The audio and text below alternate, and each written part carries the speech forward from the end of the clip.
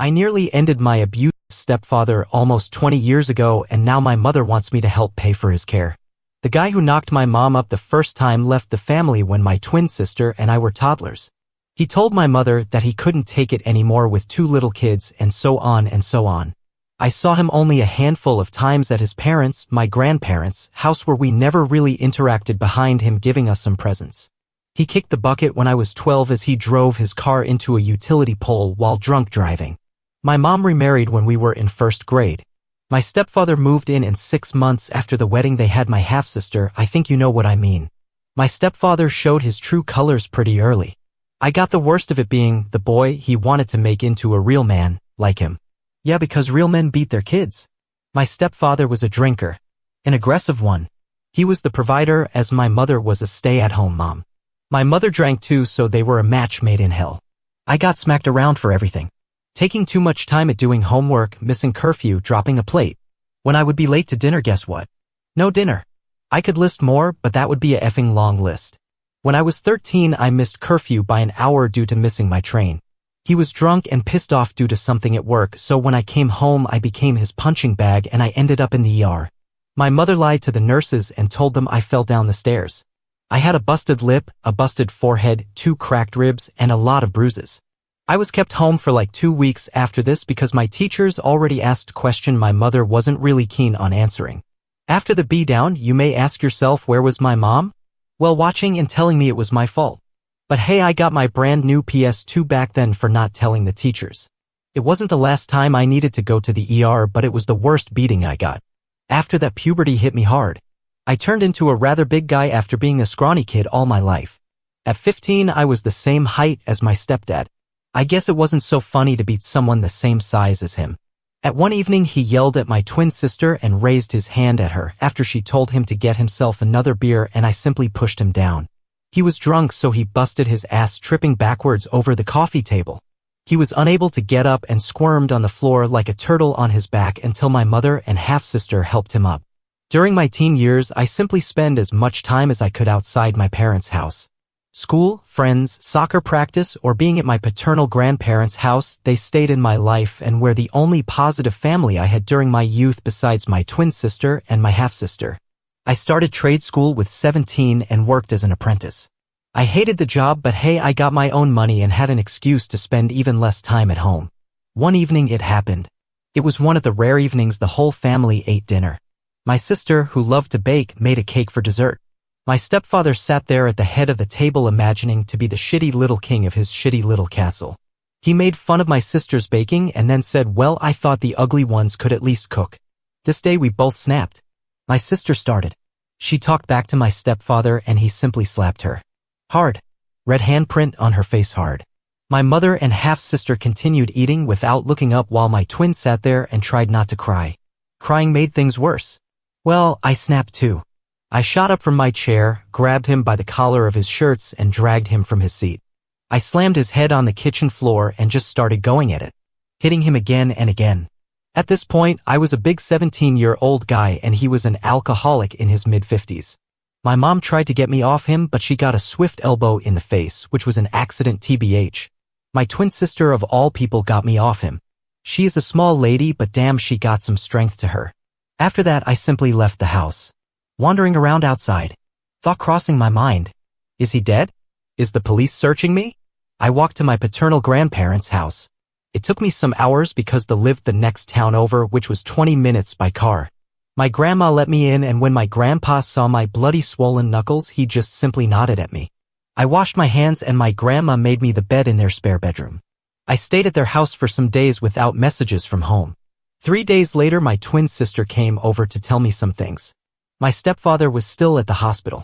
He wasn't dead, but I gave him a heavy concussion, a broken nose, and a black eye, and I even knocked some teeth loose. I asked her if my mother called the cops or anything. She didn't. My mother was probably scared that my sister and I would testify against my stepdad or something. Back then, my stepdad had a small business and routinely brought cash from his business to the bank, so they told them that he got robbed, which wasn't really implausible because, well, back then the area we lived in wasn't really safe. Getting mugged was nothing new. My sister then told me that my mom told her I should stay at my paternal grandparents'. My grandma offered her to stay too, but she declined. She told that she had to take care of her half-sister. So I lived the final months off my youth with my grandparents. I helped my grandpa around the house and continued working a job I hated. When I turned 18, I quit my job and joined the army. I mean, we still had conscription back then, so I had to do military or civil service. And going away from this shithole sounded pretty good. So I packed light and left. My mother only discovered this sometime later when she showed up to my grandparents' house to find out I wasn't even there anymore. After basic training, I was assigned to an infantry unit. I stayed in the military for the next 10 years. Got deployed multiple times and got my GF pregnant. We were a couple for only some months and well, we aren't together anymore. We remain friendly and co-parent an awesome teenager now. I got myself in some blue-collar work, live in a relationship, and have a second kid with my current partner. My twin sister lived with my mother until she was 19. She left pretty soon. She was always better in school than me. Although studying nearby, my sister preferred living with roommates and working 2 jobs to staying with my parents. I wonder why. My half-sister stayed a little bit longer. She suffered less under my stepfather. Maybe because she was his own kid, or maybe because she was the good kid. She moved in with her boyfriend, now husband. Currently, she's the only one in regular contact with my mother. I was low contact with my mother. Visited home maybe once a year and was ignored by my stepfather, who mostly sat in his chair, drinking and barely acknowledging me, which was fine by me tbh. I went no contact around the time my GF got pregnant. I was foolish enough to think a grandchild would change anything. But nope. My mother's reaction was, "Don't tell me you got that N-word pregnant." So I'm currently living a happy life. I'm still good with my ex. My daughter is on good terms with everyone. Stepdad, stepmom, half and step-siblings. My son started school this year. I got married to my wife in 2022 at the courthouse with only my sisters and some friends present. I earn good money working for the sanitation department of the city, fancy word for garbage man. My sister got a degree in education and is the vice principal of a high school and has my niece with her husband. My half-sister owns her own business. All peachy. The other day I came back from the gym and noticed I had a missed call from my half-sister. I thought nothing of it. I thought it had something to do with her son's birthday, or I don't know. So I called her after I came home and showered. She dropped a bombshell on me. A big fat bombshell. My stepdad's alcoholism caught up to him. He has problems with his liver and kidney and developed diabetes type 2.